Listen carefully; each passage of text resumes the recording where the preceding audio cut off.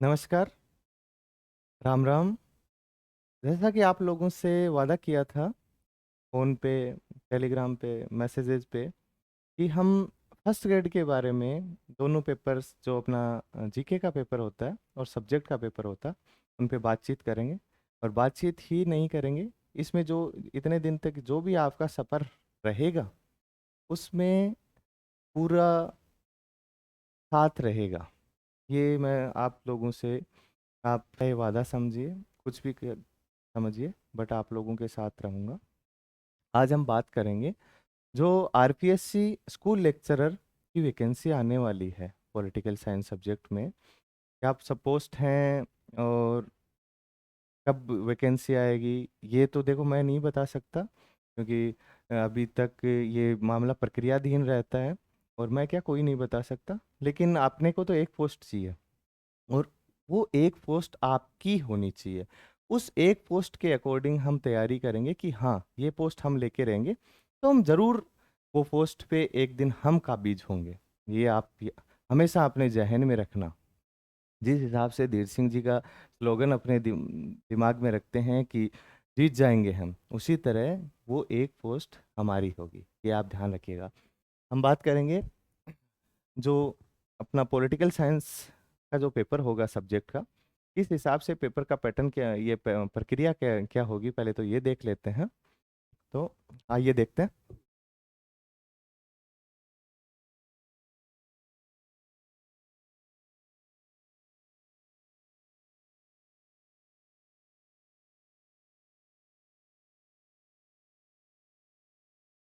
तो अपना जो फर्स्ट ग्रेड का सब्जेक्ट का पेपर होगा, ये 300 अंकों का क्वेश्चन पेपर होगा, जिसमें आपके 150 होंगे। और 150 में 25 से 30 क्वेश्चन, 30 क्वेश्चन का ट्रेंड होता है, लेकिन किसी पेपर में जैसे इस बार लगा 30 से कम उनकी संख्या थी, तो आप उस पर बहुत ज़्यादा दिमाग ना लगा के आप ये सोचें कि 120 125 क्वेश्चन अपने सब्जेक्ट के आएंगे, राजनीति विज्ञान के। जो सभी प्रकार के प्रश्न बहुविकल्पीय होंगे। प्रश्न पत्र की अवधि 3 घंटे की होगी और 1/3 नेगेटिव मार्किंग होगी। मैं ये चीज़ इसलिए बता रहा हूँ कि 1/3 नेगेटिव मार्किंग का सिस्टम है कि आप कम से कम नेगेटिव की तरफ जाइए। ये भी ना हो कि क्वेश्चन पेपर को आप थोड़ा बहुत आ रहा है, 50 का चांसेस हो रहा है, तो आप अटेम्प्ट ही ना करें। जब उन आपके जो पूरी तरह से प्रश्न आ रहे हैं आपको, उनकी संख्या बहुत कम हो, तो आप थोड़ा रिस्क ले सकते हैं, एलिमिनेशन मेथड से जा सकते हैं किसी ना किसी तरीके से, लेकिन बहुत ज़्यादा नहीं। आप ये ध्यान रखिएगा कि 1/3। और जिस दिन मैं आपको मेरी बात बताऊं, जैसे अपने जीके वाला पेपर था, उसमें 75 क्वेश्चन आते हैं, 75 क्वेश्चन 150 नंबर के आते हैं।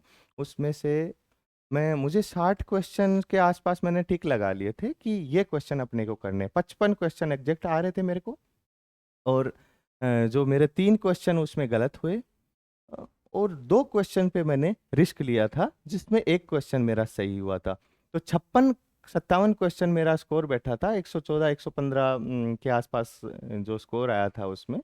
तो ये मैं बताना चाह रहा हूँ कि आपकी नेगेटिव मार्किंग इस हिसाब से तैयारी कीजिए कि आपकी नेगेटिव मार्किंग कम से कम हो, और वो ही आपको सबसे ज़्यादा फायदा दिलाएगा वो चीज़। और ये चीज़ आती है बार बार प्रैक्टिस करने से। क्वेश्चन आंसर की प्रैक्टिस हम बार बार करते हैं, तभी ये चीज़ अपने दिमाग में बैठती है कि हाँ पेपर मैनेजमेंट कैसे होता है। और ये चीज़ प्रीवियस ईयर के क्वेश्चंस करने से पहले टॉपिक वाइज करेंगे हम, उसके बाद में पेपर वाइज हम उसको करेंगे। तो ये चीज़ देख लें कि उत्तरों के ये सारी चीज़ें हो गई हैं आपकी। और दूसरा, आपके सिलेबस में मैं ये सिलेबस अपलोड कर दूंगा यूट्यूब पे, ये टेलीग्राम पे। तो सिलेबस में 3 स्तर दिए गए हैं। पहला तो है जो उच्च माध्यमिक स्तर है, सीनियर सेकेंडरी स्कूल जो लेवल है। अगला है ग्रेजुएशन लेवल है, कि कितना परसेंट सिलेबस इसका आने के चांसेस हैं, और ग्रेजुएशन लेवल का। और नेक्स्ट है पोस्ट ग्रेजुएशन लेवल का। तो आरपीएससी कहती है कि 20% के अराउंड पोस्ट ग्रेजुएशन का आता है, और बाकी का जो 80% है ये सीनियर सेकेंडरी और ग्रेजुएशन लेवल का आता है। आपको इस चक्कर में बिल्कुल भी ध्यान नहीं देना है कि नहीं सर ये तो पेपर ही पूरा पोस्ट ग्रेजुएशन लेवल का आ गया। अपने को तैयारी भी उसी हिसाब से करनी है, पोस्ट ग्रेजुएशन के लेवल से ही करनी है। चलिए अब हम सिलेबस डिस्कस कर लेते हैं।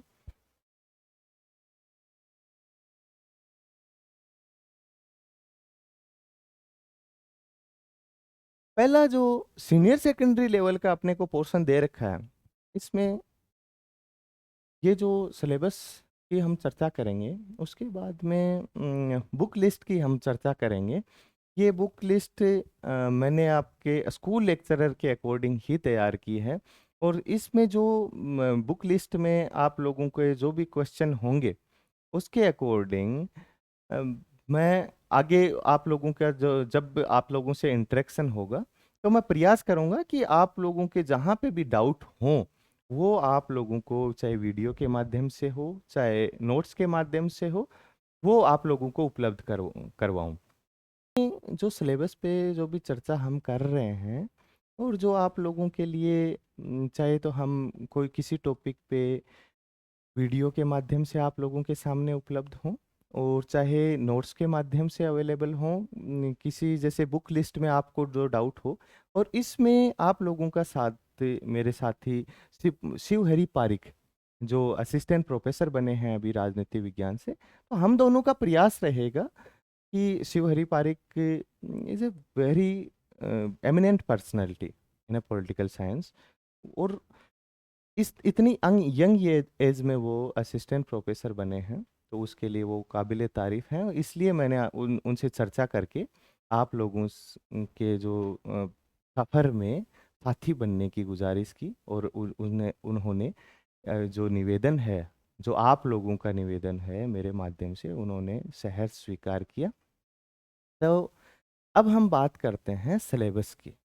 सिलेबस में जो सीनियर सेकेंडरी लेवल पर का जो अपना एक टॉपिक आता है, इसमें राजनीतिक सिद्धांत, जो राजनीतिक सिद्धांत का अर्थ और इसकी उपयोगिता क्या है। अगला है कि इसमें जो राजनीतिक सिद्धांत की जो दो अवधारणा, जो इसका कार्य क्षेत्र है, जो इसका अर्थ है, जो परंपरागत राजनीतिक सिद्धांत है, आधुनिक राजनीतिक सिद्धांत है, इसको अपने ये चीज़ें पढ़नी है। और आप ये इस चीज़ पे मत जाइएगा कि ये सीनियर सेकेंडरी लेवल है, आप हमेशा आपको पोस्ट ग्रेजुएशन लेवल का ही पढ़ना है, क्योंकि आपकी जो एग्ज़ाम की मिनिमम क्वालिफिकेशन है वो एमए है, ये आप ध्यान रखिएगा। और वो एमए आरपीएससी इसीलिए रखती है कि आपको सब्जेक्ट का बेसिक्स पता हो, और अपने को हम तो 1 वीक सीरीज वाले हैं, तो उस चीज़ को एक बार भूल जाएं और जो टेक्स्ट बुक्स को ही अपने को पढ़ना है। अगला है कि अवधारणाएं, इसमें अवधारणाएं जो असिस्टेंट प्रोफेसर में थी उससे कुछ सीमित अपना ये सिलेबस है कि अवधारणाएं इसमें अधिकार और स्वतंत्रता, अधिकार, स्वतंत्रता, समानता, न्याय और धर्मनिरपेक्षता, धर्मनिरपेक्षता, ये अवधारणाएं, इसको अपने को इतनी पढ़नी है। इसको किसी भी टॉपिक में से हम पढ़ेंगे, कि किसी भी टॉपिक को किसी भी बुक से पढ़ेंगे, तो अपने को इन चीज़ों को ध्यान रखना है, अपने सिलेबस को हमेशा ध्यान रखना है कि समानता पढ़ रहे हैं, स्वतंत्रता पढ़ रहे हैं, न्याय पढ़ रहे हैं, धर्मनिरपेक्षता पढ़ रहे हैं, तो इधर उधर से कंटेंट अपने को एक जैसे गूगल कर लिया, और गूगल करने के जो भी यूट्यूब पे जो लिंक, यूट्यूब पे हमने सर्च कर लिया, और गूगल पे जो लिंक आते हैं, हाइपर लिंक होते हैं, लिंक होते हैं, इन पे जाके कि कौन कौन से स्कॉलर्स ने इस पे काम कर रखा है, इनको अपने को ध्यान रखना है। और एक बात ध्यान ध्यान रखना आप लोग, हम सोशल मीडिया के युग में रह रहे हैं, और सोशल मीडिया के युग में अपना जो मोबाइल फ़ोन है ये हमेशा अपने हाथ में होता है। हम इसको जो भी अपने प्रिय लोग हैं इनको चैटिंग में बिता देते हैं, इस अपना टाइम है, ये यूट्यूब में कुछ ना कुछ यूट्यूब की रील्स देख लेते हैं, इंस्टाग्राम की रील्स देख लेते हैं, फेसबुक के फेसबुक पे रील्स देख लेते हैं। तो आप इन चीज़ों पे थोड़ा-सा अपना जो समय है ये सीमित करके, और ये जो आपका फ़ोन है एक खजाने के रूप में आपसे आपके पास में है, इसका सदुपयोग कीजिए। इस पे हमेशा आपके दिमाग में उठते टाइम, सोते टाइम, कुछ भी करते टाइम पे, नहाते टाइम पे, जब तक आपके दिमाग में आपका सिलेबस नहीं घूमेगा, जब तक अपनी अपनी बुक्स नहीं घूमेगी, पढ़ा हुआ हम सोते टाइम रात को आत्मसात करके आंखें बंद करके उनका चिंतन मनन नहीं करेंगे, तब तक ऐसे सोच लो आप सिलेक्शन से दूर हो। और जब तक ये सारी चीजें आप चल रहे हो, और जब गाड़ी में चल रहे हो, तब आपने ईयरफोन लगा के किसी का वीडियो चला दिया, अरस्तु के बारे में कुछ क्वेश्चन चला दिए, प्लेटो के बारे में क्वेश्चन चला दिए, यूट्यूब पे आपको घणे मिल जाएंगे। तो जना तक ए न करोला, तो ऐ सोच लियो सिलेक्शन दूरी हो, और जिस दिन थारे दिमाग में यही चीज चालवा लग जाएंगी, तो ऐ सोच लियो कि सिलेक्शन थारो इंतजार कर रहे बा। जो जो स्कूल व्याख्याता की कुर्सी है, वह थारो इंतजार कर रही है। जब सोता उठता खाता नहाता टाइम ए चीज दिमाग में प्लेटो अरस्तु थिंकर समानता स्वतंत्रता न्याय अंतर्राष्ट्रीय राजनीति सिद्धांत ए सब चीज घूमेगा जब सिलेक्शन होगा। अब अगले टॉपिक पे हम आते हैं कि ये भारतीय संविधान, संविधान सभा प्रस्तावना और संविधान की मुख्य विशेषताएं अपने को ये पढ़नी है। इसके लिए भारतीय संविधान के लिए हमने काफी बार चर्चा करते हैं हम कि अपने को एक तो बेयर एक्ट पढ़ना है, और बेयर एक्ट के साथ में अपने को एम लक्ष्मीकांत या मौर्य एन द्विवेदी की बुक पढ़नी है। बेयर एक्ट को हमेशा सेंट्रल लॉ पब्लिकेशन का बेयर एक्ट आता है, उसका बाइलिंगुअल, आप जो बाइलिंगुअल लैंग्वेज में आता है, द्विभाषी आता है, वो लें।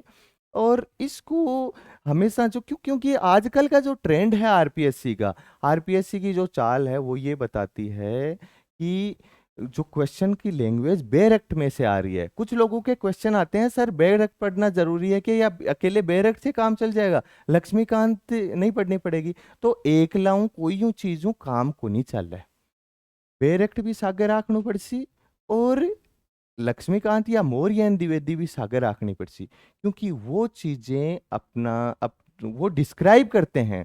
जो भी बुक्स होती हैं वो किसी एक वर्ड होता है या एक सेंटेंस होता है, उसका डिस्क्रिप्शन अपने को प्रोवाइड करवाती हैं। जो भी वर्तमान में उसके बारे में, उस वर्ड के बारे में चर्चा कीजिए, सुप्रीम कोर्ट का जजमेंट आया, किसी हाई कोर्ट ने बात की है उसको उसको लेके, तो वो अपने को उस बुक में मिल जाता है। तो आप अपने को ये संविधान वाला पोर्शन बेयर एक्ट और मौर्य एन द्विवेदी या एम लक्ष्मीकांत अपने को साथ में रखनी है।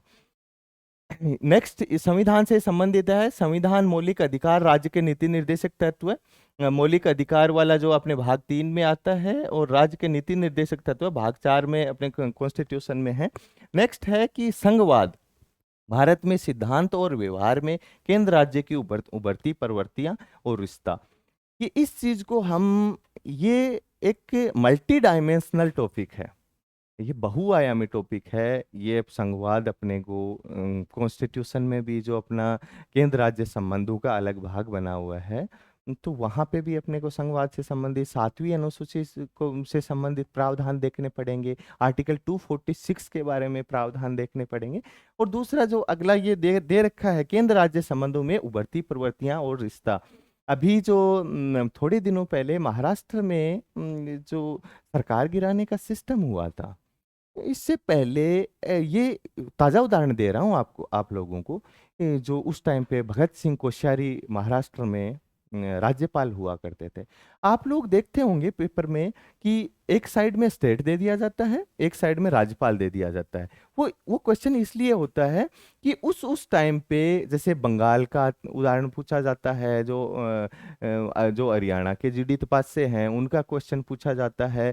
एक अपना जो उत्तर प्रदेश में कल्याण सिंह के टाइम पे जो वो कौन थे, राज्यपाल कौन थे, तो एक साइड में राज्यपाल और एक साइड में राज्यों के नाम पूछा जाता है कि ये फलाने राज्यपाल कौन से राज्य से संबंधित हैं। ये क्वेश्चन क्योंकि वहां पे किसी ने कोई पॉलिटिकल क्राइसिस आ रहा होता है। जैसे अभी ये आने वाले एग्जाम में हो सकता है पूछा जाए कि महाराष्ट्र के भगत सिंह कोश्यारी, एक साइड में महाराष्ट्र दे दे और एक साइड में भगत सिंह कोश्यारी दे दे, क्योंकि जो महाराष्ट्र में पॉलिटिकल क्राइसिस हुआ था ये अपना इसी से रिलेटेड ये ऐसा क्वेश्चन था। ये अपना इस टॉपिक से है कि केंद्र राज्यों में जो रिश्ते हैं, अपना जो ग्रेनुल ऑस्टिन वाला सहकारी संघवाद है, जो जिसकी अपने हमारे संविधान निर्माताओं ने कल्पना की थी, कोऑपरेटिव फेडरलिज्म की, सहकारी संघवाद की, वो सहकारी जो सद्भावपूर्ण संवाद चल रहा है या केंद्र राज्यों के संबंधों में तनाव आ रहा है। अभी जो आप लोग देखते होंगे कि अखबारों में आर्टिकल वगैरह आते हैं कि केंद्र राज्यों में सहकारी संघवाद की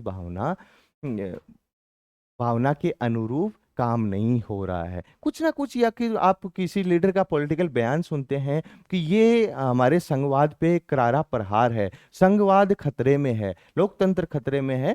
तो आप इस चीज को मतलब किसी ये मत सोचिएगा कि ये तो ये जो फलाना टीचर है तो इसकी फलानी पॉलिटिकल पार्टी की बड़ाई कर रहा है, फलानी की बुराई कर रहा है, ये मत सोचिएगा। अपने को अपने सिलेबस के अकॉर्डिंग चीजें वहां से कैप्चर करनी है।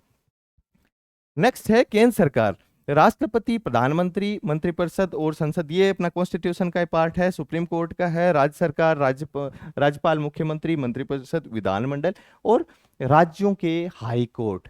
और इनसे संबंधित जो भी करंट में चीजें हुई हैं, संविधान में कुछ संशोधन हुआ है, सुप्रीम कोर्ट ने इंपॉर्टेंट जजमेंट्स दिए हैं, सुप्रीम कोर्ट में न्यायाधीशों की संख्या कितनी है। जैसे एक अपने कॉन्स्टिट्यूशन में बात कर ही रहे हैं कि चुनाव आयोग है। अभी चुनाव आयोग से संबंधित सुप्रीम कोर्ट के जो अपने सीजेआई हैं, इन्होंने फैसला सुनाया। तो वो चुनाव आयोग वाला वो जो कि कब चुनाव आयोग एक सदस्यीय था, 93 के बाद में वो बहुसदस्यीय हो गया। अपने को ये चीज़ों में हमेशा अपडेट रहना है और न्यूज़पेपर्स के साथ में हमेशा टच रहना है। न्यूज़पेपर नहीं पढ़ पाए तो जो अपनी मैगजीन होती है वो ज़रूर आप लोग पढ़ें, क्योंकि वहाँ से चीज़ें मतलब सर्कुलेट होती हैं। और जो पेपर बनाने वाला है वो कोई अंतरिक्ष से यहाँ पे लैंड नहीं होता है। ऐसे नहीं कि ये मंगल ग्रह से आया है। अपने आसपास के ही लोग होते हैं, किसी कोई प्रोफेसर होते हैं, किसी दूसरे राज्य के होते हो, तो अखबार तो सब पढ़ ही। तो बी अखबार में बात चीज बा के दिमाग में घर कर जा कि ये चुनाव आयोग वाला यहाँ से प्रश्न पूछते हैं और वहां से वो क्वेश्चन पूछ लेते हैं। चुनाव आयोग के बारे में 4 स्टेटमेंट लिख दिए और वहां से मामला वो क्वेश्चन आ गया। अपने को ऐसे लगता है कि अरे यार वो क्वेश्चन खटाऊ आया है, वो क्वेश्चन, ये क्वेश्चन करंट का है। नेक्स्ट है कि जो अपने स्थानीय सरकार वाली बातें हैं, ये जो स्थानीय स्वशासन है, अपना पंचायती राज है, यहाँ पे इसके मार्केट में आपको पंचायती राज के बारे में स्पेशल इसको आप पढ़ें कि राजस्थान की दृष्टि से जो अपना पैसा एक्ट है ना, उसके बारे में ध्यान से पढ़ें। जो अपनी सादी कली समिति है, एक तो इन चीज़ों को ध्यान से रखें, क्योंकि हो सकता है कि ये जो पैराडाइम पेपर का शिफ्ट हो रहा है अभी मार्केट में, राजस्थान की राजनीति से संबंधित कुछ पुस्तकें आ रही हैं, तो हो सकता है कि जो पेपर सेटर है उसके दिमाग में भी ये चले। तो आप राजस्थान के का पंचायती राज का सिस्टम भी जरूर रखें, भारत का भी जरूर ध्यान में रखें। नेक्स्ट है कि अंतर्राष्ट्रीय भारतीय राजनीति, राष्ट्र निर्माण की चुनौतियां, पार्टी प्रणाली और हाल। ये जो टॉपिक है 12वीं क्लास की एनसीईआरटी की बुक आती है कि स्वतंत्र भारत में राजनीति। तो जब भारत स्वतंत्र हुआ 1947 में, उस टाइम के बाद में राष्ट्र निर्माण में भारत के सामने क्या क्या चुनौतियां आई थी, ये आपको वहां से पढ़ना शुरू करना है। उसके बाद में राष्ट्रवाद का जो टॉपिक है, आपको पीजी लेवल की एग्जाम में जाना है, एग्जाम के लिए बुक पढ़नी है आपको। तो आप राष्ट्रवाद वाला टॉपिक हो सकता है कि हम आपको उपलब्ध करा दें। जो इंग्लिश की कोई टेक्स्ट बुक होगी उसको पढ़ के मार्केट में आप सुनते होंगे कि ये इंग्लिश की बेलिस एंड स्मिथ आईआर की बुक चलती है। तो इनको आपको कतई उन बुक्स को पढ़ने की आवश्यकता नहीं है। आप लोगों के लिए अगर कोई बहुत ही कलिष्ठ टॉपिक होगा तो आप लोगों के लिए प्रोवाइड करवा दिया जाएगा। नेक्स्ट है अंतर्राष्ट्रीय राजनीति में हम आते हैं। जो अपने 12th लेवल में, 12th में 2 बुक चलती हैं एनसीईआरटी में, एक तो स्वतंत्र भारत में राजनीति और एक अंतर्राष्ट्रीय राजनीति की जो शीत युद्ध के दौर में अंतर्राष्ट्रीय राजनीति है और जो द्वितीय विश्व युद्ध के बाद ये जो हालात हैं प्रेजेंट तक, तो वो इसलिए ये यहाँ पे 12 सीनियर सेकेंडरी लेवल का दे रखा है। लेकिन अपने को एनसीईआरटी से सबसे पहले आप जब लोग पढ़ना शुरू करें तो एनसीईआरटी से स्टार्ट करें। वो बुक्स मुश्किल से 10 दिन की, जब 12वीं के छोटे छोटे नौनिहाल पढ़ सकते हैं जिनके अभी दूध या दांत भी कौन टूटा, तो हम तो उनको पढ़ाने वाले बनने जा रहे हैं, व्याख्याता बनने जा रहे हैं। तो अपने को एनसीईआरटी से 10 दिन में पार पा लेनी है। जो इम्पोर्टेंट चीज़ें हैं वो अपने को लिख लेनी है, और उसके बाद में हम आगे चलते जाएंगे, वेस्टर्न थिंकर्स पे जाएंगे। वेस्टर्न थिंकर्स के बाद में जो कंसेप्ट्स वाली चीज़ें हैं वहाँ पे जाएंगे, थियरी पे जाएंगे, थियरी पे जाने के बाद में कंपैरेटिव पॉलिटिक्स पढ़ेंगे, कंपैरेटिव पॉलिटिक्स के बाद में आईआर पढ़ेंगे। इस हिसाब से अब जो अपना साइकिल है ये चलता रहना चाहिए। नेक्स्ट है ये जो अंतर्राष्ट्रीय राजनीति वाले है कि भारत में गुटनिरपेक्ष आंदोलन, जो अपना नेम का आंदोलन है, भारत की विदेश नीति, या 12th की बुक्स में आपको मिल जाएगा। और आप 12th की बुक्स को हल्के में ना लें। इस बार जो अपना आरपीएससी का पेपर हुआ है स्कूल लेक्चरर का, 25 से लेके 30 क्वेश्चन जो अपने 12th की बुक्स से आए हैं। क्योंकि लोग कहते हैं पता नहीं कहाँ से पेपर आया है, और ये तो कोरा फैक्चुअल आ गया किसी एक गाइड से। गाइड पे भी बात करेंगे। और आप लोगों को लगता होगा कि किसी एक गाइड को पढ़ने से सिलेक्शन हो जाता है। हो सकता है आप अपनी जगह सही हो, कुछ लोगों ने पढ़ी भी हो और उनका सिलेक्शन हो गया हो। मार्केट में आजकल एक गाइड चलती हैं पीसीपी पब्लिकेशन की। तो लोग कुछ भी कहते हैं कि पॉलिटिकल साइंस के लिए क्या पढ़ें। तो वहाँ से नेक्स्ट मैसेज का जवाब आता है पीसीपी पब्लिकेशन की, जो एक सर हैं RS आडा, उनकी बुक पढ़िए। हो सकता है कोई भी बुक हो मार्केट में आती हो और वो अपने सिलेबस को समावेश कर सकती हो, आप उसको 3 4 5 बार पढ़ें और आपका सिलेक्शन हो जाए। ये मैं इसलिए कह सकता हूँ क्योंकि मैं दावे के साथ नहीं कह रहा ये चीज़ें। और जब आप टेक्स्ट बुक पढ़ें, आप ऑथेंटिक बुक्स पढ़ेंगे, तो ओपी गाबा को एक आधार मान के चलेंगे अपना, तो आपका सिलेक्शन 100% होगा। और कंसेप्चुअल कोई क्वेश्चन आ गया, क्योंकि फैक्चुअल को भी गाइड आती है वो ज़्यादातर फैक्चुअल, क्योंकि उनको चीज़ें सीमित करनी पड़ती हैं। जैसे 300 पेज में सीमित करनी पड़ी, 400 पेज में सीमित करनी पड़ेगी। तो इससे बड़ा तो एक इतना बड़ा ग्रंथ हो जाएगा वो। मतलब आप गाइड पे बहुत ज़्यादा मैं ये भी नहीं कह रहा कि गाइड नहीं पढ़ें, आप जरूर पढ़ें, अपने साथ में रखें कि जो मार्केट में बातें चल रही हैं उनसे आप पार पा सकें। कि आ गाइड पढ़ रहे होगे, हाँ जरूर पढ़ रहे हैं, देखा देख तो मैं तो पूरी पढ़ गई, पन्ना ही काला कर गे। नेक्स्ट चीज है कि जो अपना सिलेबस है ग्रेजुएशन लेवल वाला, कि राजनीतिक सिद्धांत का जो पारंपरिक और आधुनिक परिप्रेक्ष्य है, वहाँ पे जो राजनीतिक सिद्धांत का अर्थ कार्य क्षेत्र वाली चीजें आ गई थी। मैंने बोला कि अपने को राजनीतिक सिद्धांत यहीं पे निपटा देना है। ओपी गाबा में से हम पढ़ेंगे, उसके बाद में जो अपने राजीव भार्गव और अशोक आचार्य जी की पुस्तक आती है, तो उस पुस्तक में से अपने को पढ़ना है। एक अपने समसामयिक राजनीतिक सिद्धांत या जो समसामयिक राजनीति है, अवधारणाएं हैं, ये जो विचारकों के बारे में नरेश दादित सर की बुक आई है, बहुत ही शानदार पुस्तक है। आप इतनी सारी, जैसे आपके पास 10 किताबों की मैं अभी बात करूंगा, 10 किताबें आप लोगों को लगता है सर घर पर घर हाँ तो लाइब्रेरी बन जैसी अति किताब के यहाँ पढ़ी जैसी। तो कलेक्शन लेना है, वो बंदा क्या करता है, as a political science student you have to read minimum 100 page in a day. जब तक आप 100 पेज, कम से कम बोले हैं मैंने, 100 पेज नहीं पढ़ेंगे। मैं मेरी बात बताऊं तो मैं दिन में 200 250 पेज निकाल देता था। आप 10 पे जो बुक्स हैं, आप कितने दिन में निकालोगे? 3 महीने आपको बुक्स पढ़नी है। आप जो बुक्स पढ़ेंगे वहां से तय होगा कितने टाइम में पढ़ रहे हैं। ये तय होगा कि आप सिलेक्शन के को किस फास्ट स्पीड से ग्रैब कर रहे हैं। नहीं तो कोई बात नहीं, आगे ओजू बढ़ती आ जैसी।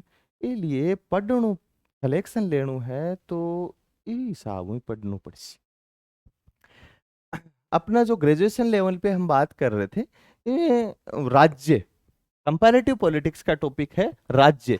ये इसकी प्रकृति, कार्य, संप्रभुता और बहुलवाद। ओप्पी गाबा एक ऐसे विचारक हैं, या एक ऐसे जो लेखक हैं उनकी हर फील्ड में आपको पुस्तक मिलेगी। थियरी में मिलेगी, राजनीतिक सिद्धांत में मिलेगी, विचारकों में वेस्टर्न जो थॉट्स हैं उन पे मिलेगी, इंडियन थॉट्स हैं उन पे मिलेगी, और इस पे कंपैरेटिव पे आपको बुक मिलेगी। ओपी गाबा को ही आप आधार माने, इस पे भी जो राज्य वाला सिस्टम है इस पे भी ओपी गाबा को आधार माने। जो नेक्स्ट है 300 पेज के आसपास की पुस्तक आती है तपन बिस्वाल की, वो भी जरूर लें, क्योंकि अम, अभी बात की एक तो जो पोर्शन की, चाहे कंपैरेटिव की ले लो, थिंकर की ले लो, एक पोर्शन की दो किताबें आपको जरूर निकालनी पड़ेंगी। और दो दो में से एक पुस्तक तो बहुत छोटी होती है। जैसे ओपी गाबा साहब की पुस्तक को आपने दो, जो पहला रिवीजन है, ये जो पहली बार पढ़ा, हो सकता है आपको उसमें 5 दिन लगे, 10 दिन लग गए। 10 दिन के अगली बार उसका रिवीजन करेंगे तो आपको 5 दिन लगेंगे, और एक टाइम ऐसा आएगा कि उस पुस्तक को आप एक दिन में पूरा कंप्लीट कर देंगे। तो एक दिन में एक पोर्शन पॉलिटिकल साइंस का कंप्लीट करना वो बहुत बुरी चीज नहीं है। हम आप इसका मतलब हम अच्छे रास्ते पे हैं। यहाँ पे जो तपन विश्वाल और ओपी गावा साहब की पुस्तक में से हम पढ़ेंगे। सरकार का भी यही कंपैरेटिव पॉलिटिक्स का टॉपिक है, ये भी हम इन्हीं दोनों बुक्स में से पढ़ेंगे। नेक्स्ट है संघीय विधानसभा स्विट्जरलैंड। ये तपन विश्वाल साहब की पुस्तक में बहुत अच्छा दे रखा है, आपको इस चीज को पढ़ लेना है। अगर आप लोगों से को पढ़ने में कोई भी दिक्कत आ रही है, आपके जो आपका जो साथी है प्रमोद, ये आप लोगों के लिए कोई ना कोई वीडियो ले आएंगे हम आप लोगों के लिए, और इसके लिए कुछ छोटे मोटे नोट्स बना के आप लोगों के पास सर्कुलेट कर देंगे।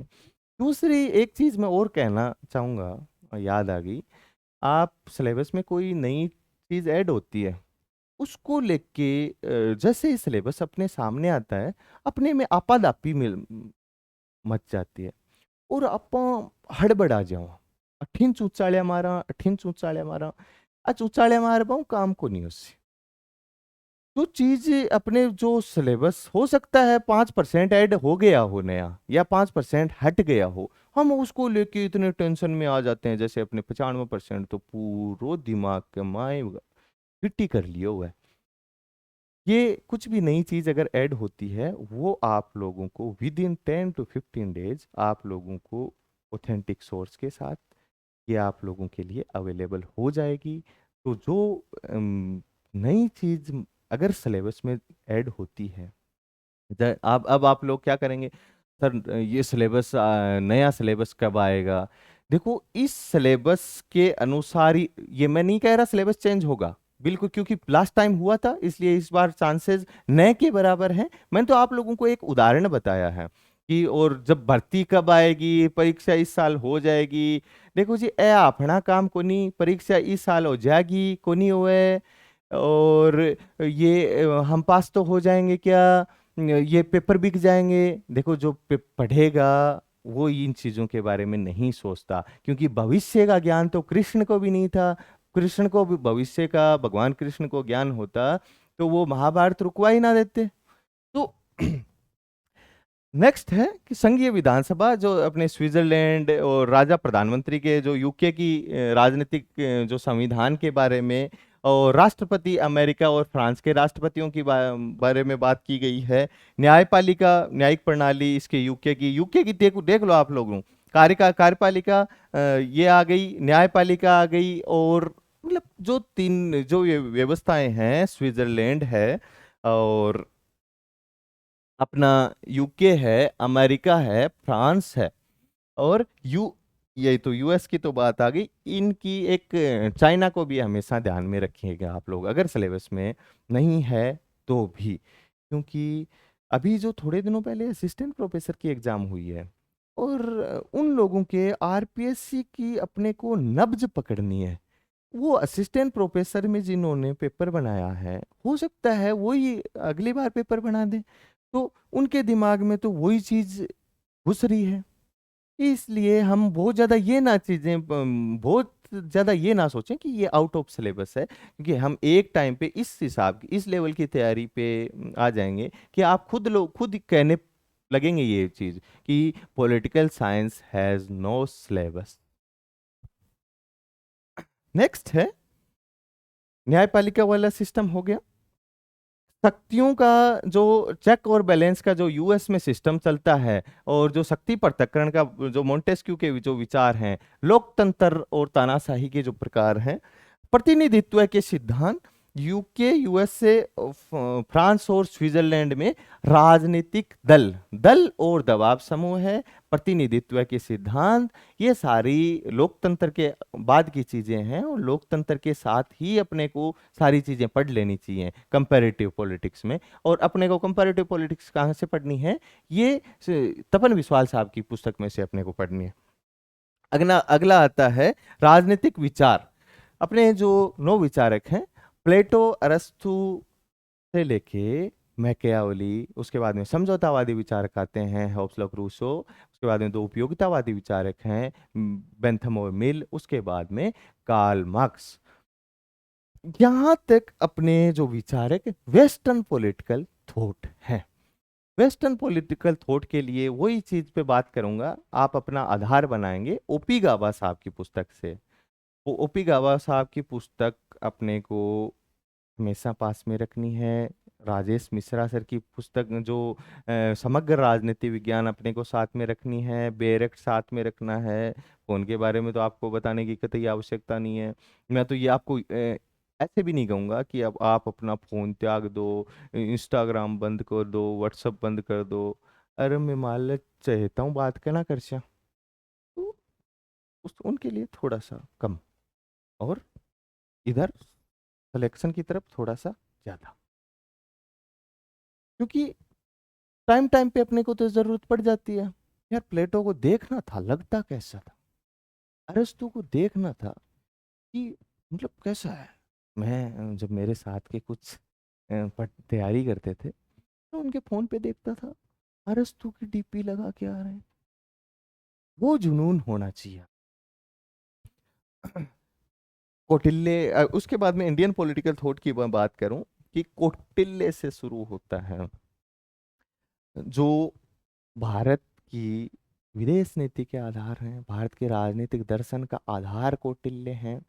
जो षटगुण सिद्धांत, जो उन्होंने साप्तांग सिद्धांत वगैरह की बात की, विदेश नीति के बारे में जो अपना षटगुण नीति बताई, ये कौटिल्य से हम बात शुरुआत करेंगे।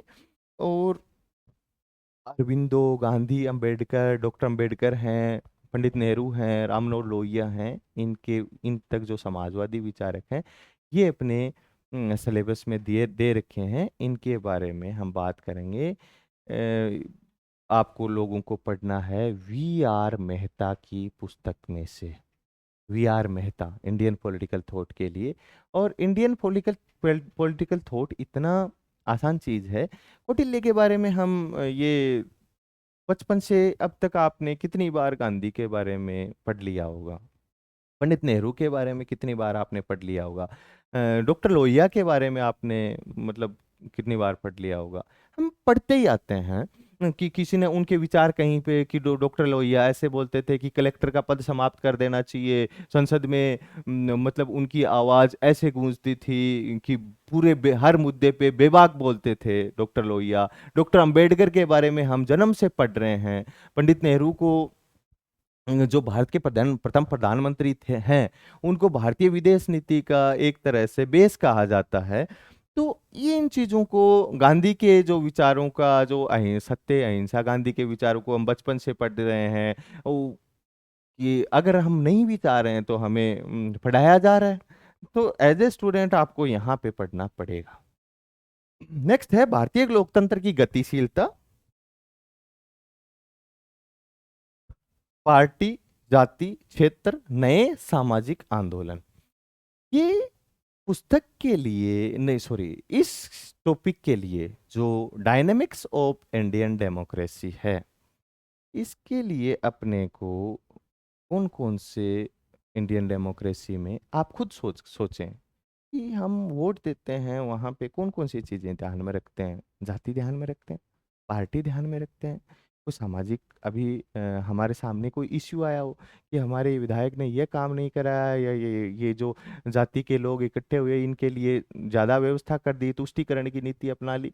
यही है कि भारतीय लोकतंत्र की गतिशीलता वाले टॉपिक में इसके लिए एक बुक आती है। जब मैं पोस्ट ग्रेजुएशन में था उस टाइम पे बुक के बारे में सुना था, जो कुछ जेएनयू के स्टूडेंट्स वगैरह से, बाद में डीयू वालों से भी चर्चा हुई कि ये बुक आती है। उस टाइम पे मतलब सब कुछ हम सिर्फ महाराणा प्रताप को जानते हैं, हमने प्रताप भानु मेहता का नाम नहीं सुना था।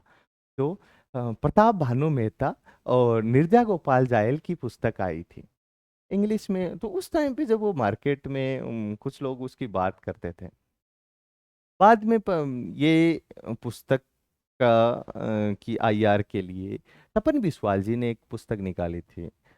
ज्यादातर जो स्कॉलर्स हैं डीयू में, जेएनयू में जो स्कॉलर्स हैं, उनके थ्रू वो पुस्तक उन्होंने लिखवाई थी। कि डीयू के प्रोफेसर हैं तपन बिस्वाल जी, उन्होंने ये पुस्तक क्योंकि जो इंग्लिश में, और उन लोगों ने सहायता कहाँ से लेंगे, जो चीज़ें अवेलेबल हैं, जो प्रताप भानु मेहता और नीरजा गोपाल जायल की पुस्तक है जो इंडियन पॉलिटिकल प्रोसेस के बारे में है।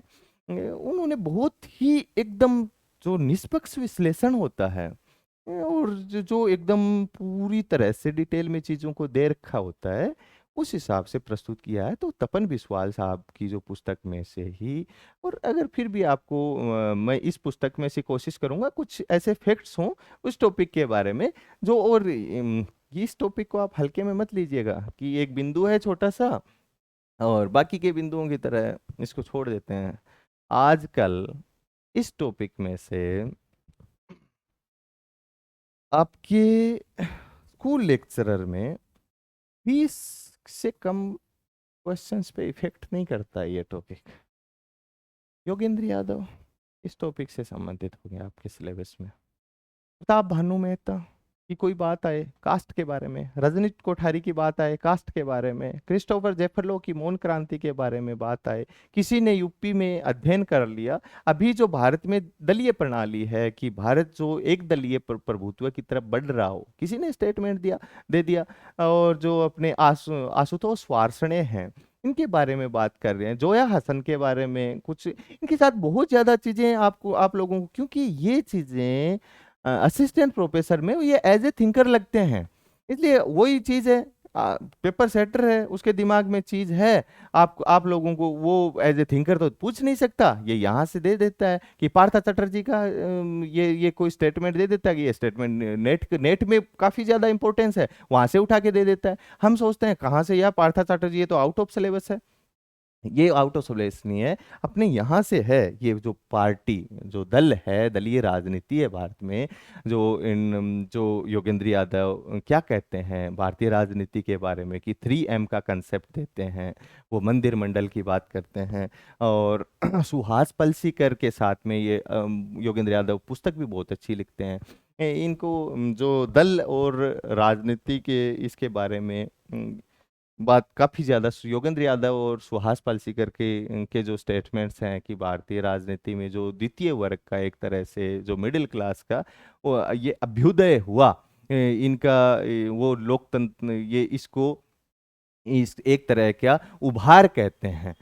तो यहाँ से आप लोगों के 20 क्वेश्चन जाने अनजाने में जरूर मिलेंगे आप लोगों को। नेक्स्ट है पड़ोसी देशों के साथ में भारत के संबंध, जो विदेश नीति में, ये 12th की पुस्तक से लेके अपने को शुरू करना है। और फड़िया साहब की पुस्तक तो साथ में रखनी ही है, उसमें अपने को आईआर के लिए कोई कोताही नहीं बरतनी है। नेक्स्ट है पोस्ट ग्रेजुएशन के लेवल के लिए। यहाँ पे हम बात करेंगे पोस्ट ग्रेजुएशन के लिए। फर्स्ट टॉपिक है व्यवहारवाद और उत्तर व्यवहारवाद का, जो पोस्ट ग्रेजुएशन लेवल का टॉपिक है। इसमें व्यवहारवाद की जो विशेषताएं हैं, 7 विशेषताएं हैं, उत्तर व्यवहारवाद की विशेषताएं हैं 7-8, उनकी उस उत्तर व्यवहारवाद की विशेषताएं हैं। ये बहुत ज़्यादा टॉपिक ने बड़ा नहीं है, इसलिए ये सेकेंड वर्ल्ड वॉर के बाद में ही व्यवहारवाद का एक ऑलमोस्ट उदय होता है। शिकागो जो अपना स्कूल है, यहाँ से डेविड ईस्टन अपने कम वो कहलाते हैं कमरों के सरताज। व्यवहारवाद के बारे में बोला जाता है कि ये कमरों के सरताजों द्वारा पैदा गया एक राजनीतिक सिद्धांत है। जैसे हम कहते हैं कि किसानों की बात आती है, उम, कि ये देखो, आजकल एक वीडियो देख रहा था कोई, बहुत ही फेमस हस्ती है वीडियो के लोगों के इंटरव्यू लेते हैं। तो जिंदगी विद पता नहीं ऐसे उन्होंने एक वीडियो अपलोड कर दिया कि बारिश को लेके कि ये शाम मस्तानी, वाह वाह क्या बारिश हो रही है। लोगों ने नीचे कमेंट किया कि तभी तो हम लोग कहते हैं कि भारत की जो नीतियां हैं, भारत के बारे में बात करते हैं। ये जो एसी के कमरों में बंद लोग हैं, बैठे हुए हैं, एक ही एसी नहीं है, उस कमरे में चार चार एसी लगी हुई हैं। ये लोग हमारी नीतियां बनाते हैं। ब्यूरोक्रेट्स की तो बात नहीं कर रहा मैं। तो मैं ज्यादातर लोग बाहर मतलब ऐसे कमेंट्स कर देते हैं कि ये लो किसान कानून अच्छे थे। तो आप लोगों को धरती पे आके उतना सो देखना पड़ेगा जो ग्राउंड रियलिटी अपन जब अब चेक होगी नहीं। उनके कमेंट उस वीडियो पे ऐसे किए कि किसानों की फसलें बर्बाद हो गई हैं ओलों में, और आप लोगों को शाम मस्तानी लग रही है, वाह वाह वाह बर्फ के आप ओले खा रहे हो। तो शर्म आनी चाहिए ऐसी चीजों पे। तो ऐसा ही एक सिद्धांत राजनीति विज्ञान में आया था, व्यवहारवाद। सेकेंड वर्ल्ड वॉर के बाद में 1971 तक जो आधुनिक राजनीति सिद्धांत सिद्धांत में इसको लिया जाता है। 1971 में जॉन रोल साहब की एक किताब आई थी, थियरी ऑफ जस्टिस। वहां से फिर से पैराडाइम शिफ्ट हुआ था जो सेकेंड वर्ल्ड वॉर से शुरू हुआ था 71 तक। वो ही व्यवहारवाद है। बहुत ज्यादा चीजें हैं नहीं व्यवहारवाद में, छोटा सा थोड़ा सा व्यवहारवाद है। एक दिन ऐसा होगा कि आपके जो फिंगर टिप्स पे सारी सातों विशेषताएं होंगी, और बाकी आपके दिमाग में पूरा व्यवहारवाद होगा। जब आप अच्छे से पढ़ाई करेंगे तभी होगा। अगला है राजनीतिक प्रणाली संरचनात्मक कार्यात्मक, जो अपना अमंड पावेल का सिद्धांत है राजनीतिक विकास के बारे में ये बात करते हैं। और राजनीतिक राजनीतिक विकास और राजनीतिक संस्कृति, ये सारी चीजें अपने को कंपैरेटिव पॉलिटिक्स में, थियरी में, हर जगह से, और हो सकता है इसके जो संस्कृति के इनके जो एक की राजनीतिक संस्कृति के बारे में, राष्ट्रवाद के बारे में अलग अलग तरह की जो रीडिंग्स मिल जाएंगी यूट्यूब पे। कोशिश करूंगा आप लोगों को उस चीज़ को प्रोवाइड करवाने की।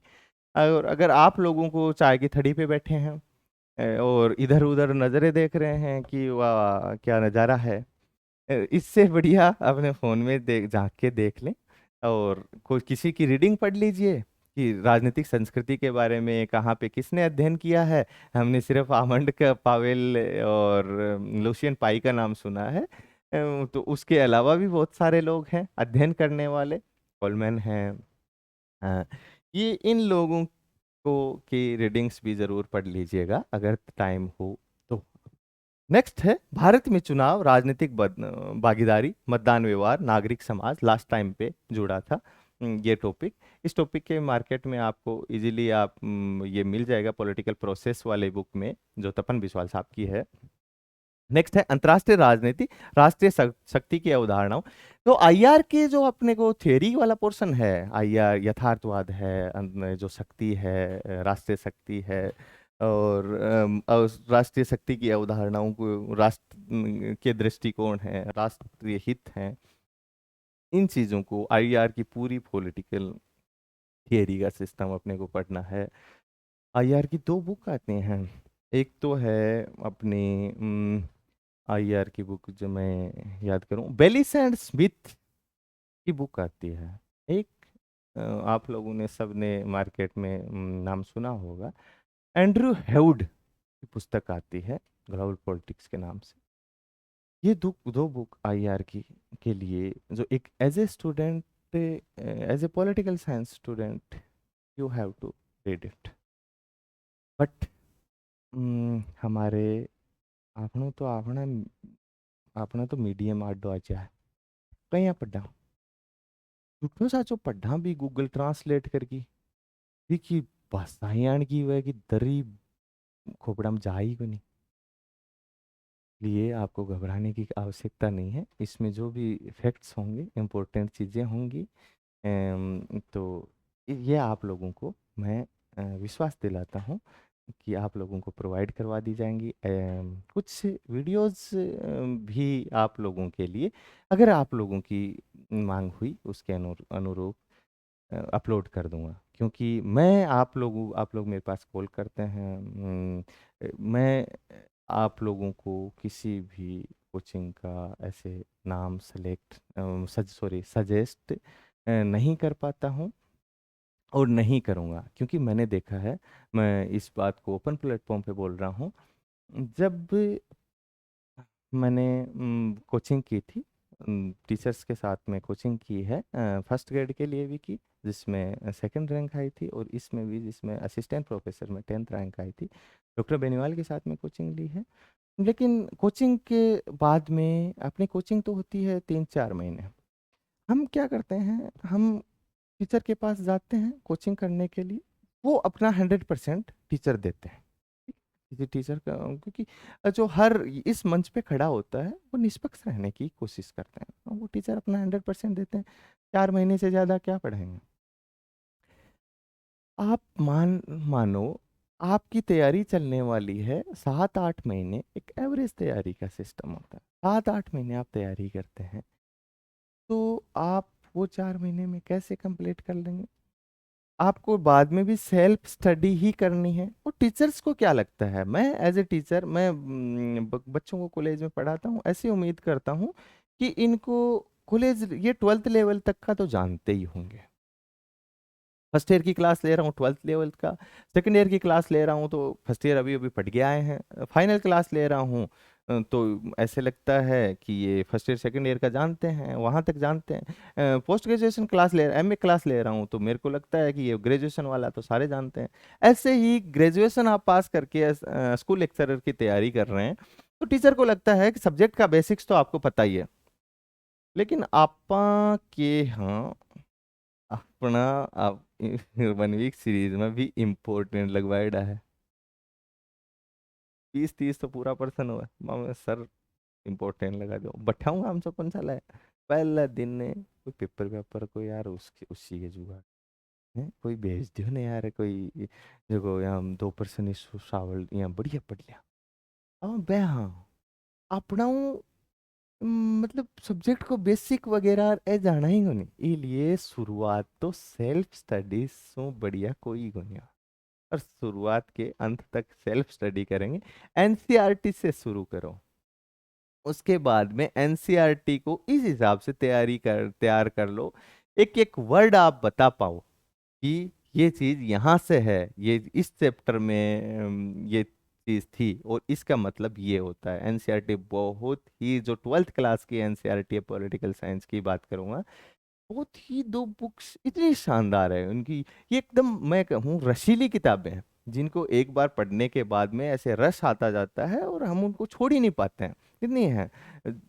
ऐसी बुक्स हैं उनकी, आप शॉर्ट नोट्स बना लें, आप लोगों को ऐसे लगता हो कलिष्ठ चीजें हैं, कहानियों की तरह राजनीति विज्ञान पढ़ाई गई है उन किताबों में, तो आप लोग सोच के चलो। नेक्स्ट मैं आऊँ बताऊंगा कि आप लोगों को वेस्टर्न थिंकर्स की तरफ जाना है, क्योंकि हम राजनीति विज्ञान के स्टूडेंट को लगता है और बोलते भी हैं, मैं तो बोलता हूँ कि सर कहाँ से शुरू करें, तो एनसीईआरटी पढ़ ली, हाँ सर पढ़ ली, तो राजनीति विज्ञान की शुरुआत हमारे फर्स्ट ग्रेड के हिसाब से प्लेटो से होती है, तो प्लेटो से शुरू करें, ओपी गावा साहब में से पढ़ना शुरू करें। ओपी गावा साहब की पुस्तक को वही चीज़ है, if you are a student of political science, आपको 100 पेजेस मिनिमम पढ़ने चाहिए, क्योंकि 2 बुक्स हैं, सुशीला रामास्वामी की पुस्तक है प्लेटो 2 मार्क्स, वहाँ पे ऐसे मान के चलो फर्स्ट ग्रेड के लिए ही वो बनी हुई हो कि आपको सर्कुलेट होती हुई पीडीएफ मिल जाएगी, मार्केट से ले सकते हैं। ये पुस्तक हिंदी मीडियम में अवेलेबल हो तो राज राजनीतिक विचारकों से सबसे पहले ओपी गाबा में से पढ़ना है और सुशीला रामास्वामी में से पढ़ना है। उनको जो टॉपिक वाइज अपने क्वेश्चन करने हैं, PYQs previous year question papers में से टॉपिक वाइज क्वेश्चन करने हैं। बहुत ज़्यादा टॉपिक वाइज क्वेश्चन पे बहुत ज़्यादा डिपेंड नहीं रहना है, जब तक आपके नो थिंकर कंप्लीट हो जाएं उसके बाद में अपने को ऐसे उन थिंकर्स को पेपर में करना है। पहले प्लेटो का, क्योंकि हम टॉपिक वाइज करेंगे, प्लेटो के क्वेश्चन कर रहे हैं तो अपना दिमाग 1 डायमेंशनल चलता है। जैसे घोड़े को जब चलाया जाता है दौड़ा है तो वहाँ यहाँ पे उसके ये लगा दिया जाता है घोड़े के, हम्म, तो वो क्या है, वो इधर उधर नहीं देख पाता, वो अपनी भी आदत है इधर उधर देखने की, इधर उधर नहीं देख पाता, सीधा ही देखता है, वन डायमेंशनल। और अपने को तैयारी करते टाइम मल्टी डायमेंशनल बनना है। बहुआयामी दृष्टिकोण से पढ़ाई जब तक अपनी नहीं होगी, तब तक ऐसे सोच लो हम अपने लक्ष्य से दूर हैं। ओपी गाभा साहब की पुस्तक में से चीजें आपको आधार बनानी है, और सुशीला रामास्वामी और सुब्रत मुखर्जी की पुस्तक में से पढ़ना है, दो जगह। और वेस्टर्न थिंकर से आपका सब्जेक्ट का ऐसा बेस तैयार होगा। नेक्स्ट आप कंसेप्ट्स को पढ़ेंगे, अवधारणाओं वाले टॉपिक पे हम ऊपर चर्चा कर चुके हैं, अवधारणाओं को पढ़ेंगे, क्योंकि अवधारणाएं सारी थिंकर्स पे ही बेस्ड होती हैं। जैसे स्वतंत्रता के बारे में विचारकों के क्या क्या विचार आते हैं, यही चीजें हैं। चाहे समकालीन जो विचार हों, चाहे जो पश्चिमी विचारकों के विचार हों, स्वतंत्रता, समानता, न्याय के बारे में हम सबसे पहले प्लेटो के का न्याय पढ़ते हैं। और वहां से ही ऐसे मानो कि वहाँ पे कुछ डेफिनेशन कि थ्रेसिमेकस कहता है कि शक्तिशाली का न्याय है, जॉन रोल्स कहते हैं कि न्याय प्रथम सद्गुण है। कुछ डेफिनेशन अपने को पढ़नी होती हैं, तो ये सारी थिंकर्स की डेफिनेशन होती हैं। इसलिए वेस्टर्न थिंकर्स के बाद में कंसेप्ट्स पे आना है, उसके बाद में वहाँ अपने को थ्योरी पे जाना है, थियोरी पे चीज़ें पढ़नी है। कंपैरेटिव पॉलिटिक्स पे ऐसे सोच लो आप बीसी में चले गए, 2500-3000 बीसी में चले गए, वहाँ से अपने को एडी में जाना है कि 1945 सेकेंड वर्ल्ड वॉर जब तक शुरू नहीं होता, तब तक का अपने को राजनीतिक सिद्धांत, जो सिद्धांत में भी चीजें आ जाती हैं, जो परंपरागत राजनीतिक सिद्धांत में आ जाती हैं, उसके बाद में आधुनिक राजनीतिक सिद्धांत में जो तथ्यों पे बल देते हैं, राजनीतिक विज्ञान का कंसेप्ट जो लाए थे, वो चीजें आ जाती हैं। राजनीतिक विज्ञान में है, देखो है क्या, ये आज से जो 2500 या 3000 साल पहले से शुरू होकर उस टाइम के कुछ विचारक आए थे। प्लेटो, प्लेटो के बाद में उसी समकालीन समय में अपने यहाँ के जो भारतीय महान विचारक हैं, जो मैं तो कहूँगा सबसे महान विचारक, फेवरेट विचारक, सबके फेवरेट, मोस्ट ऑफ के फेवरेट होते हैं, कौटिल्य उसी टाइम के थे। तो उस वहां से शुरू होते हुए राजनीति विज्ञान अपने, अभी क्या चल रहा है, 2023, इस जो काल का टाइम अपने को निकालना है। अब इस टाइम पे राजनीति विज्ञान में जो जो चीजें हुई हैं, ये अपने को पढ़ना है। और प्लेटो पढ़ रहे हो तो संदर्भवाद के अनुसार हमें प्लेटो बनना पड़ेगा। मार्क्स के अनुसार आपको पूंजीवाद की बुराई करनी पड़ेगी, और अपने दिमाग में इस हिसाब से चीजें सेट कर लो, तभी हम उस चीज को आत्मसात कर पाएंगे, उसको मतलब इतना ग्रहण कर पाएंगे कि हम कार्ल मार्क्स के तरह सोचें कि ये पूंजीवाद ने दुनिया का बेड़ा गर्क कर दिया। व्यक्तिवाद पढ़ रहे हो तो आपको मतलब पूरी चीजें व्यक्तिवादी देखनी चाहिए। उस टाइम पे आप होब्स के चेले हो जाएंगे व्यक्तिवाद के, उस टाइम पे आप रॉबर्ट नोजिक के चेले हो जाएंगे व्यक्तिवादियों के अनुसार। आप समाजवाद पढ़ रहे हो तो अपने को समाजवादी अपन बन जाना है, मतलब संदर्भवाद के अनुसार आप कि उस हिसाब से चीजें देखनी है। ऐसे नहीं कि हम कार्ल मार्क्स को पढ़ रहे हैं और यार ये बड़ा घटिया विचारक था ये कार्ल मार्क्स, इसने देखे हमारे पैसे वालों को मतलब ऐसे गाड़ी वाली दी, इसने ऐसे मजदूरों की, गरीबों की बात की कि दुनिया के जो लुटेरे हैं वो लूट लिए जाएंगे, ऐसी बात की। बताओ ऐसा कोई हिंसक विचार देता है? नहीं। सबसे सारे विचारकों से तो अपने को प्यार करना है, और सब पढ़ते टाइम पे ऐसे लगना चाहिए कि मैं ही कार्ल मार्क्स हूं, मैं ही गांधी हूं, मैं ही पंडित नेहरू हूं। ठीक, इस हिसाब से अपने को पढ़ना है। नेक्स्ट है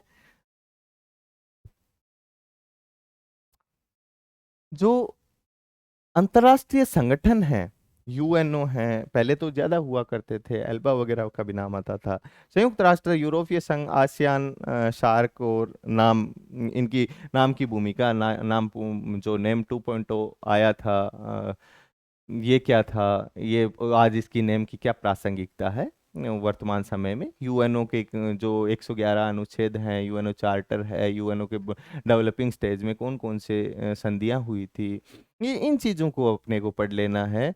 बीएल फड़िया साहब की पुस्तक में आपको इजीली मिल जाएगा, आपको गूगल पे मिल जाएगा।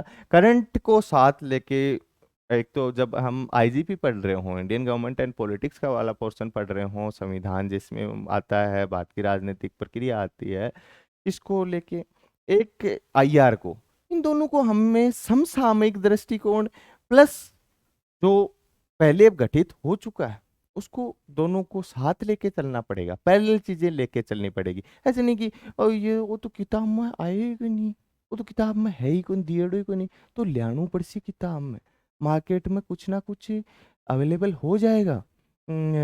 उसके लिए समसामयिक अंतर्राष्ट्रीय राजनीति की दृष्टि की मैगजीन आती है, या आप लोगों को टेलीग्राम पे मैं कुछ ना कुछ आईआर के बारे में या फिर किसी के बारे में भेजता रहता हूँ, किसी और जगह पे भेजते रहते हैं। सभी टीचर्स प्रयास करते हैं कि वो अपडेट रहें चीज़ों को।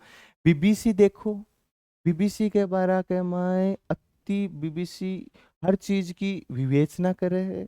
बाकी जो अपना इंडियन न्यूज़ चैनल है वो थोड़ी सी दूरी बना लो इलेक्शन लेने वाला। बीबीसी देखो, वो पूरी वर्ल्ड पॉलिटिक्स आपको समझ में आ जाएगी, अंतर्राष्ट्रीय राजनीति, भारतीय राजनीति के मुद्दे, कुछ विचारकों पे भी बात करते हैं। दादा भाई नौरोजी के बारे में बीबीसी पर बहुत अच्छी डॉक्यूमेंट्री बनी हुई है। तो इन चीज़ों को हमें देखना शुरू करना पड़ेगा, इस हिसाब का अपने को एटीट्यूड बनाना पड़ेगा कि हम सिलेक्शन के इतने करीब हो जाए। नेक्स्ट अगला पोर्शन आपका मनोविज्ञान का है, जिसके लिए धीर सिंह जी से बाहर जाने की आवश्यकता नहीं है। उसकी जैसे कहा जाता है कोई भी विचारक या तो प्लेटोवादी होता है या वो प्लेटो का विरोधी होता है, वैसे ही साइकोलॉजी में अगर कुछ है तो या तो वो धीर सिंह जी के साथ है, और नहीं तो वो उनकी मतलब बुक से बाहर तो मुझे नहीं लगता है। नेक्स्ट हम बात करते हैं मुकेश जी।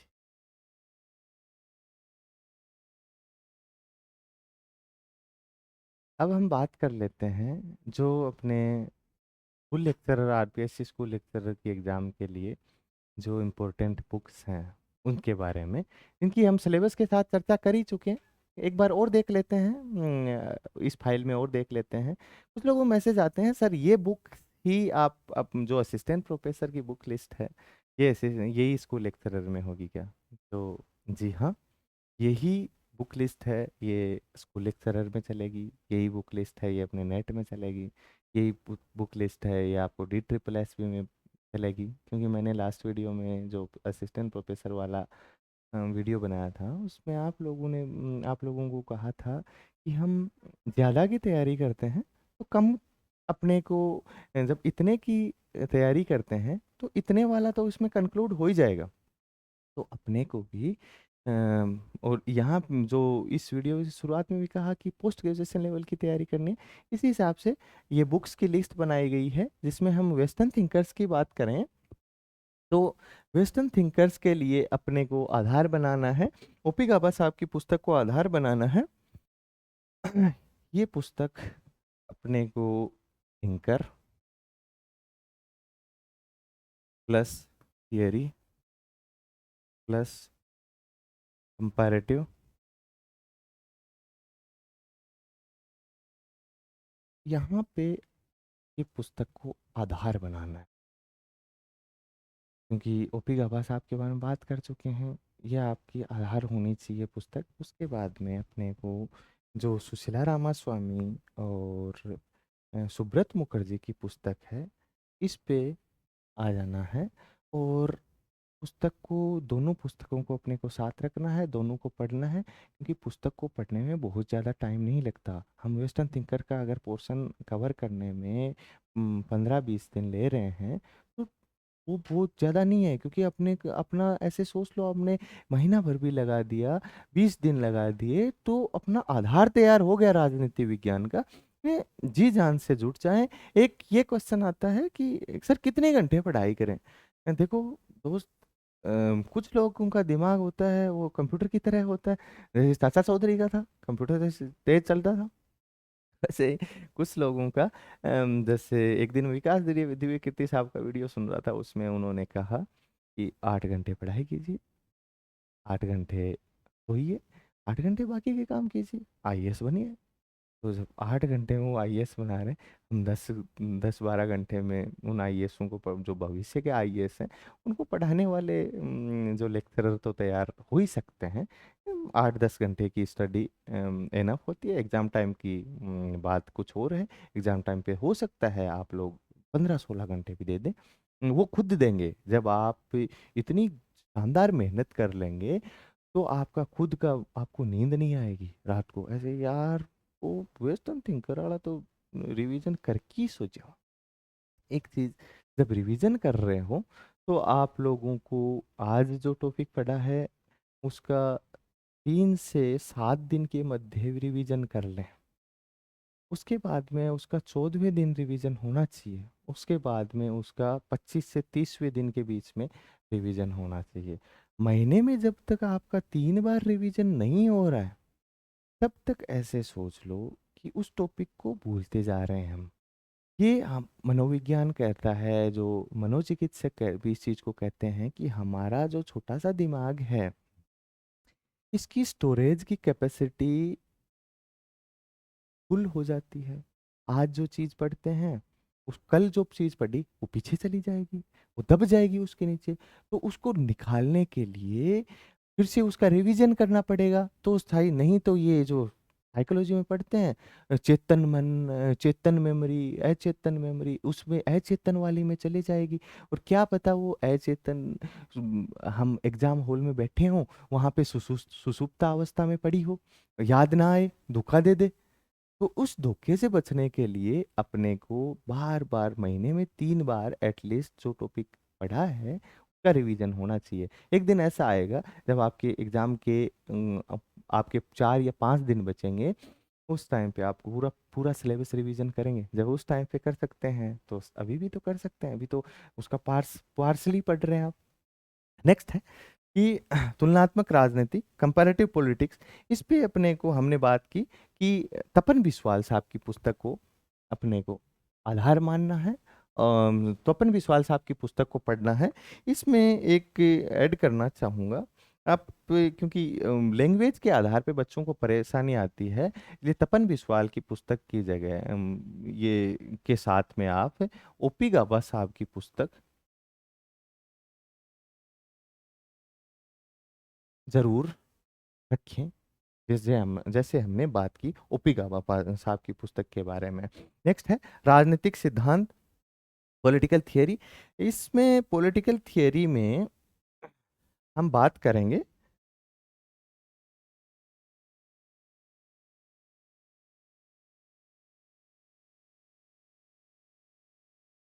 ओप्पी गाबा सर की जो पुस्तक है इसको आधार मानते हुए ये अशोक आचार्य राजनीति और ये जो राजीव भार्गव सर की पुस्तक है, एक ही पुस्तक है, अशोक आचार्य राजीव भार्गव सर की पुस्तक राजनीतिक सिद्धांत एक परिचय।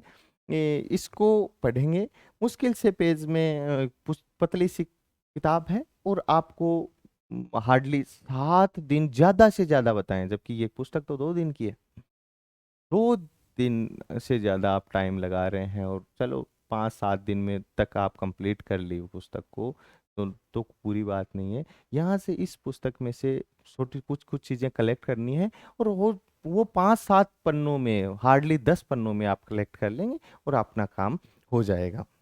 एक ये समसामयिक राजनीतिक सिद्धांत के बारे में हम थोड़ी देर पहले चर्चा कर रहे हैं। राजनीति ये नरेश दादी सर की किताब पुस्तक आई है, यही सेम चीज इस पुस्तक के साथ करनी है। आपको 3 या 4-5 दिन में कंप्लीट पुस्तक को कर देना है।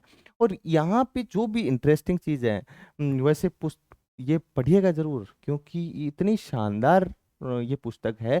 हर चीज को हमने आज तक जो प्लेटो पढ़ा, प्लेटो के बाद में कंपैरेटिव पढ़ी, मार्क्स पढ़ा, सारी चीज़ों को कंसेप्ट पढ़े, सारी चीज़ों के बारे में एक अलग थॉट से ये हमारे सामने पेश करते हैं। समसामयिक राजनीतिक सिद्धांत, इसीलिए तो मतलब इसके बारे में पढ़ने को बोल रहा हूँ कि अपने को ये पुस्तक जरूर पढ़ें, और 5 दिन में कंप्लीट होने वाली पुस्तक है। इंपॉर्टेंट चीजें अंडरलाइन कर लेंगे, उनको अपने शॉर्ट नोट्स बना लेंगे, दैट्स इट। फिर से ओपी का वापस सर पे आ जाना है। नेक्स्ट है ये अंतर्राष्ट्रीय राजनीति की, जो मैंने बात की थी, बेलिस एंड स्मिथ और एंड्रयू हैवुड के पुस्तक सबसे बेस्ट होती हैं। हिंदी मीडियम वालों के लिए अपना महेंद्र कुमार जी जिंदाबाद, और बेलिस एंड स्मिथ, एंड्रयू हैवुड सी जो भी इम्पोर्टेंट चीज़ें होंगी मैं आप लोगों को कोशिश करेंगे, वीडियो के माध्यम से कोशिश करेंगे अपने टेलीग्राम चैनल पे नोट्स उपलब्ध करवाने की। वो आपको ज़रूर बताएंगे। टेलीग्राम चैनल का लिंक डिस्क्रिप्शन में मिल जाएगा। पॉलिटिकल थॉट पीसी के नाम से टेलीग्राम चैनल है। यूट्यूब का लिंक डिस्क्रिप्शन में आप लोगों को मिल जाएगा।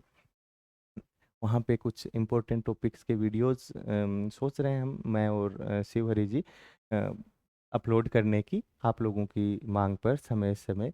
और हो सकता है आगे के लिए आप लोगों के साथ हर टाइम पे जुड़े रहें आप लोगों से। और ये हो नहीं सकता, ये है कि मैं आप लोगों से ज़रूर जुड़ा रहूँगा। नेक्स्ट है बेरेक्ट, जो हमने बात कर ली, सेंट्रल लॉ पब्लिकेशन, और मोरियन द्विवेदी या एम लक्ष्मीकांत के बारे में। अगला है कि हम गाइड के बारे में बात कर रहे थे कि गाइड पढ़ के भी सिलेक्शन हो सकता है। जी हाँ, हो सकता है गाइड पढ़ के भी, लेकिन मैं तो ये नहीं कहूँगा कि सिर्फ हाँ हो ही सकता है, क्योंकि जहाँ पे कोई कंसेप्चुअल क्वेश्चन आएगा आप उलझ जाएंगे। और जहाँ पे कुछ लोगों का सिलेक्शन हुआ भी है गाइड पढ़ के, क्योंकि पढ़ा तो है ही, गाइड हुई तो क्या हुआ, मतलब उस वो भी तो किसी न किसी किताब का सहारा, किताबों का सहारा लेके ही बनाई गई है। बट आप लोग इसको सहारा जरूर बना सकते हैं इसको, लेकिन आधार नहीं बना सकते। ये विशेष रूप से ध्यान रखें। थिंकर्स के बारे में ये अपने लक्ष्मीकांत से, डॉक्टर लक्ष्मीकांत बेनीवाल सर हैं, इनकी पुस्तक साथ रखें हमेशा, क्योंकि जो चीज़ मार्केट में चलन में होती है, आरपीसी के ट्रेंड के अनुसार जो चीज़ लिखित होती हैं, उनको हमें साथ रखना चाहिए। नहीं तो हम क्या पता ज़माने में पिछड़ जाएं, अपने एग्ज़ाम से पिछड़ जाएं। एग्ज़ाम में पिछड़ना ज़माने से पिछड़ने जैसा ही होता है वर्तमान समय में। नेक्स्ट है, ये हम बात कर ही ली 11th-12th की पुस्तक, जो आरपीएससी के इनके लिए हम बात कर ही रहे थे। अ, ये आरपीएससी के नेट के डीयू, हरियाणा पीसीएस का है, एमपी पीसीएस का है, अदर स्टेट यूनिवर्सिटीज़ के जो एंट्रेंस टेस्ट होते हैं, जो सेंट्रल यूनिवर्सिटी के एंट्रेंस टेस्ट होते हैं, जो अपने राजस्थान यूनिवर्सिटी के एंट्रेंस टेस्ट होते हैं, इनको जो प्रीवियस ईयर क्वेश्चन पेपर्स को एक जगह संकलन करके आप लोगों के सामने पेश करने की जो अपनी हमारी जो मुहिम है, नो प्रॉफिट नो लॉस पे काम करने की, उसके आधार पे आप लोगों को प्रोवाइड करवाने की कोशिश करेंगे। तब तक आप लोग जो मार्केट में चीज़ें अवेलेबल हैं उनको उनके साथ में तैयारी करें। नेक्स्ट है, हाँ बस अपना हो गया, previous year question paper per day, एक क्वेश्चन पेपर। और जब आपकी तैयारी को शुरू किए हुए 1.5 महीना हो जाए, तब आप लोग क्वेश्चन पेपर को, पर डे का एक क्वेश्चन पेपर जरूर निकालें, चाहे आपको उसमें से 10 क्वेश्चन ही आए। लेकिन अपने को निराश होने की कतई आवश्यकता नहीं है, क्योंकि उससे हमारा दिमाग खुलता है। हमारा एक क्वेश्चन हम करते हैं प्लेटो का, करते हैं क्वेश्चन आईआर का, करते हैं क्वेश्चन कंपैरेटिव का करते हैं, तो उससे अपने दिमाग का विकास होता है। और जब हम एग्जाम हॉल में जिस दिन बैठते हैं, उस दिन ये चीज़ें आपको याद आएगी कि हमने जो क्वेश्चन पेपर किए थे वो हमारे लिए कितने फायदेमंद रहा। आप लोगों का बहुत बहुत धन्यवाद इतना समय देने के लिए। बहुत बहुत शुक्रिया। हम आप लोगों के साथ हमेशा जुड़े रहेंगे। Thank you.